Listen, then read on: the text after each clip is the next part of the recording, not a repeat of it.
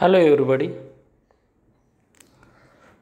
Today we will explain about the most important topic in grammar, parts of speech, शब्दांच्या जाती. The parts of speech explain how a word is used in a sentence. वाक्यामध्ये शब्द कोणत्या पद्धतीने वापरायचे, कसे वापरायचे त्याच्या संदर्भात आपण या टॉपिकमध्ये पार्ट ऑफ स्पीचमध्ये पाहणार आहोत. There are different types of the parts of speech. There are 8 main parts of the speech are known as word classes: noun, नाम, pronoun, सर्वनाम, verb, क्रियापद, adjective, विशेषण, adverb, क्रियाविशेषण, preposition, शब्दयोगी अव्यय, conjunction, उभयान्वयी अव्यय, and last one is that interjection, केवल प्रयोगी अव्यय. So student, most of parts of speech can be divided into subclasses. Preposition can be divided into prepositions of times, prepositions of place, etc. Nouns can be divided into proper noun, common noun, concrete nouns, etc. It is important to know that a word can sometimes be in more than one part of speech. For example, with the word increase. Increase can be a verb that is prices increase, and increases can also be noun that is there was an increase in the number of followers. Here विद्यार्थी मित्रांनो, हे शब्दाच्या जाती एकूण 8 आहे. 9वी आपण म्हणाल तर 9वी शब्दाची जात म्हणजे आर्टिकल सुद्धा त्याच्यामध्ये इन्क्लूड काही वेळेला केली जाते. परंतु generally there are 8 types of the part of speech. त्याच्यामध्ये नाउन आहे, pronouns, verb, adjective, adverb, preposition, conjunction, interjection. So first we will explain about what is the function of these different types of the part of speech. The 8 main part of speech in English, there are first is the noun. Noun means naming word. A noun is the name of a person, place, thing or idea. Per noun जे व्यक्ती, वस्तू, स्थान, पदार्थ व जागा यांच्या नावाला नाम असे म्हणतात. Naming words. जे नाव एखाद्या वस्तूला, स्थानाला, पदार्थाला दिलेलं असतं त्याला नाउन म्हणायचं. फॉर एक्झाम्पल इथे दिलेले Gopal, Ashok, Pune, table, glass, mat. But in this noun part of speech, there are some 5 types of the noun, subtypes. First is the common noun, सामान्य नाव, सामान्य नाम. मीन्स एका जातीच्या व्यक्तीला किंवा समूहाला आपण जे नाव देतो त्यास सामान्य नाम म्हणतात. बॉय हे मुलगा, पर्टिक्युलर अनेक मुलं आहेत एका जातीचे किंवा एकाच प्रवर्गातली ती मुलं मुलांचा गट आहे, मुलं. A boy, a girl, a book. ठीक आहे. It is called the common noun. Second one is that, first is that, second is that a proper noun. Proper noun means विशेष नाम. एका विशिष्ट स्थळाच्या, व्यक्तीच्या, वस्तूच्या नामाला विशेष नाम म्हणतात. विशेष म्हणजे प्रॉपर. तर विशिष्ट जे आपलं नाव असतं मुलं त्याला प्रॉपर नाव म्हणतात. एका शहराचं नाव असतं, पर्टिक्युलर त्या विशिष्ट गोष्टीबद्दल बोललेलं जातं, त्याला विशेष नाम म्हणतात, प्रॉपर नाउन म्हणतात. Then third subtypes of the noun is that an abstract noun, भाववाचक नाव. एखाद्या व्यक्तीचा गुण, स्थिती किंवा एखादी कृती ज्या शब्दाने व्यक्त करतात त्या शब्दास भाववाचक नाव असे म्हणतात. ठीक आहे. Then here give the example is that youth, honesty, childhood. भाव यातून दिसतो. ही व्यक्ती किंवा एखादी वस्तू, पदार्थ या ठिकाणी दिसत नाही, विशिष्ट भाव दिसतो, त्यामुळे त्याला ॲबस्ट्रॅक्ट नाउन म्हटलं जातं. Fourth one is that collective noun, समूहवाचक नाम. व्यक्तीच्या किंवा वस्तूच्या समूहाचा बोध ज्या शब्दामध्ये त्यास समूहवाचक नाम म्हणतात. आर्मी. आर्मी म्हणजे एका माणसाच्या गटाला, एका माणसाला आर्मी म्हणत नाही, अनेक लोकांचा गट असतो army. Family, team, committee. Bouquet of flower, bunch of keys, like that is called the collective noun. Then a material noun म्हणजे पदार्थवाचक नाव. खाद्यपदार्थ, पेय, धातूची नावे यांचा बोध होणाऱ्या नामास पदार्थवाचक नाम असे म्हणतात. For example milk, gold. म्हणजे पदार्थाचं नाव व्यक्त होते, त्याला पदार्थवाचक. अतिशय सोपं आहे आयडेंटिफाय करायला. Then pronoun.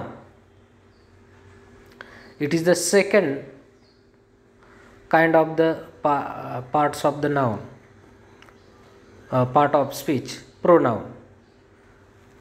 Instead of the noun, one's word can used is called the pronoun. जे नावाऐवजी वापरल्या जाणाऱ्या शब्दात सर्वनाम असे म्हणतात. आणि there are 4 types of the pronoun. आणि ते सर्वनामाचे किती प्रकार आहे? 4 प्रकार. आता नावाऐवजी कसा काय जो शब्द वापरला जातो त्याला सर्वनाम. म्हणजे आता समजा फॉर एक्झाम्पल रमेश शाळेला गेला, रमेश जेवला, रमेश झोपला. प्रत्येक वेळेला रमेश रमेश म्हणायची गरज आहे का? नाही. मग त्या रमेशऐवजी पहिल्या नावात आपण त्याचं प्रॉपर नाव घेऊ, परंतु नेक्स्ट सेंटेन्समध्ये we are used the pronoun आणि म्हणून दुसऱ्या सेंटेन्समध्ये त्याचं प्रोनाउन्स उचलतो तो, नाही का? तर त्या सर्वनामाच्या सुद्धा 4 प्रकार आहे. पर्सनल प्रोनाउन म्हणजे पुरुषवाचक. हे कोणते? I, we, you, he, she, it, they. Interrogative pronouns म्हणजे प्रश्नार्थक सर्वनाम. आता तुम्ही म्हणतात हे what, who, which, whose, whom हे प्रश्नार्थक क्वेश्चन कीवर्ड आहे. मग ते सर्वनाम कसं येऊ शकतात? तर सर्वनाम अशा पद्धतीने येऊ शकतात. फॉर एक्झाम्पल हू की जे या अर्थानं, किंवा व्हॉट, विच, हुम, हुज, की my father is Nanaso. Who is the farmer की जे शेतकरी आहे. हू हे सर्वनाम या अर्थानं हा वर्ड्स आपण यूज करतो. Then third types of the pronouns subtypes. Relative pronouns, संबंधवाचक सर्वनाम. whom, which, that, एकमेकांचे त्या वाक्याशी असणाऱ्या कर्त्याशी किंवा कर्माशी असणारा संबंध दर्शवणारा जो शब्द असतो त्याला संबंधवाचक सर्वनाम म्हणतात. तर संबंधवाचक म्हणून ह्या शब्दाचा जर वापर केला असेल तर याला रिलेटिव्ह प्रोनाउन्स असं म्हटलं जातं. Then last one pronouns type is that demonstrative pronoun, म्हणजे दर्शक सर्वनाम. This, that, this, that. आपण हे करतो, this is a pan, that is a pan, दर्शवतोय ना तो, दर्शक सर्वनाम त्याला म्हणायचं. Then third types of the part of speech is the adjective. Adjective means विशेषण. नामाबद्दल अधिक माहिती सांगणाऱ्या शब्दास विशेषण असे म्हणतात. In short, in English we can say that describing word,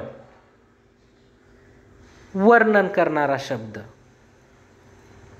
An adjective describes, modifies or gives more information about a noun or pronoun. इथे example दिलेले आहेत ॲडजेक्टिव्हचे.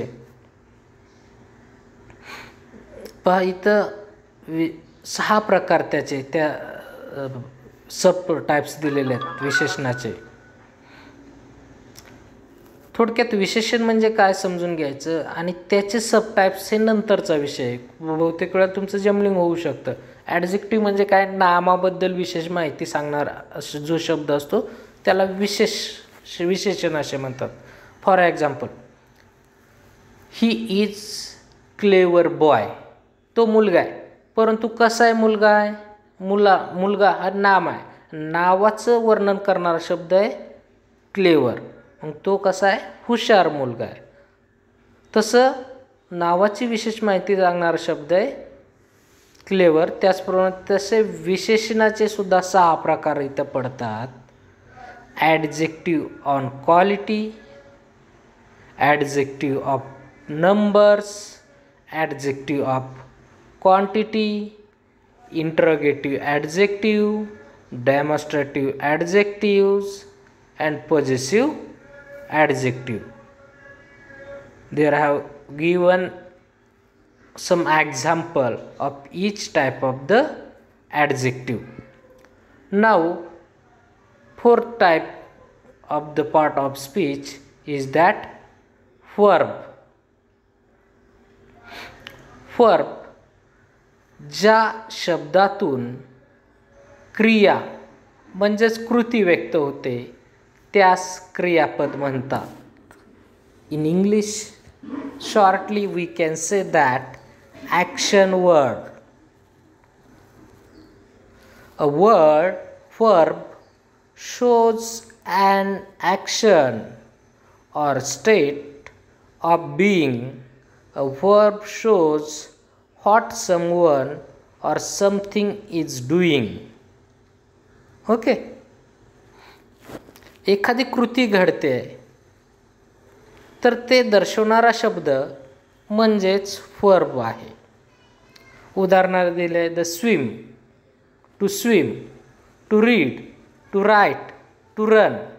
ॲक्शन, पोहण्याची क्रिया, वाचण्याची क्रिया, लिहिण्याची क्रिया, पळण्याची क्रिया, ॲक्शन वर्ड्स. त्यामुळं त्याला क्रियापद म्हणतात.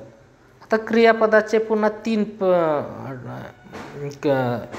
जे वर्ब आहे त्या क्रियापदाचे 3 त्या शब्दाचे 3 टाईप आहे. समजा रीड, रीड अशा पद्धतीने ते आपण नंतरच्या लेक्चरमध्ये पाहणार आहोत.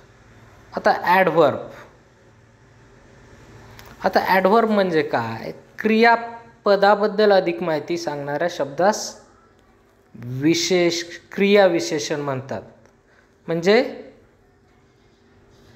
डिस्क्राइब्स अ वर्ब, क्रियापदाविषयी, क्रियापदाच्या त्या शब्दाविषयी अधिक माहिती जो शब्द सांगतो त्याला ॲडव्हर्ब असं म्हटलं जातं.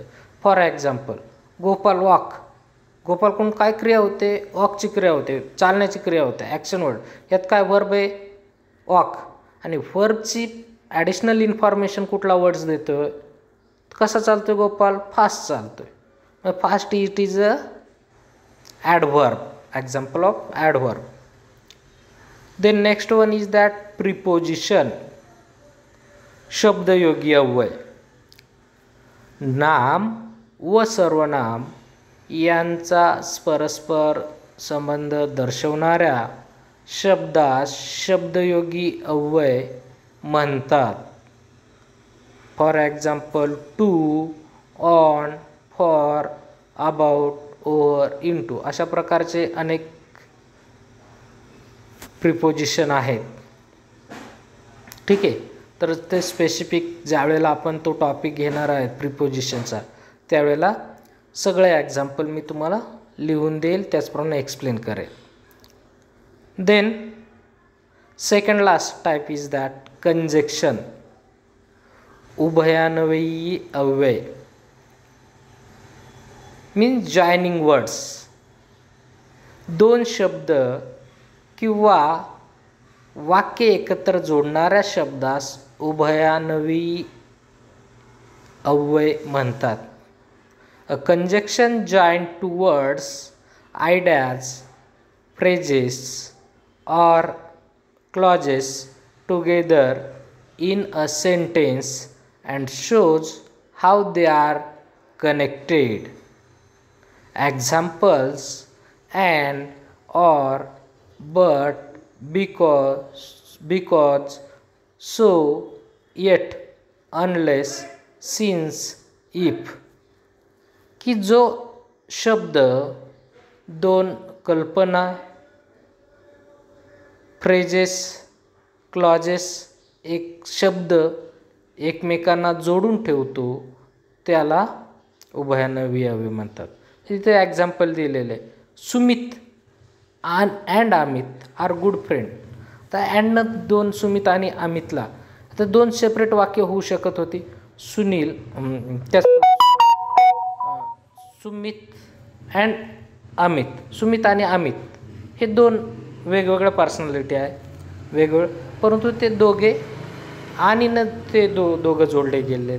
सुमित आणि Amit are good friends. He is very poor. तो खूप गरीब आहे. But very honest man. पहा आता इथं दोन वेगवेगळे वाक्य होऊ शकत होते, परंतु दोन वेगवेगळे वाक्य न करता बट न वाक्य जोडलेले. ही इज व्हेरी पुअर. तो गरीब आहे, परंतु तो हॉनेस्ट आहे, खूप हॉनेस्ट आहे. खालचं वाक्य अँडनं जोडलेलं आहे अशा पद्धतीने. Then last one is that interjection, केवल प्रयोगी अव्यय. आनंद, दुःख, आश्चर्य, खेद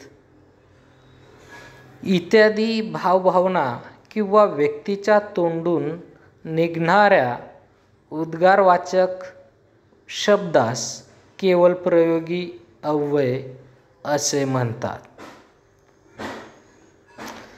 एक interjection means we can say it in English expressive words. It has a suddenly feeling. अचानक तोंडून बाहेरच शब्द निघतो. म्हणजे दुःख झालं असेल किंवा आनंद झाला असेल, आश्चर्य वाटलं असेल, खेद, अशी भावना अचानक कुठलाही विचार करण्याच्या आत तोंडून बाहेर पडते, त्याला इंटरजेक्शन म्हणतात. And interjection is a word or phrase that expresses a strong feeling or emotion. It is a short exclamation. Examples: ouch, wow, great, help, oh, hey, hi, oh God, alas. So you should find out some other example and write in your notebook.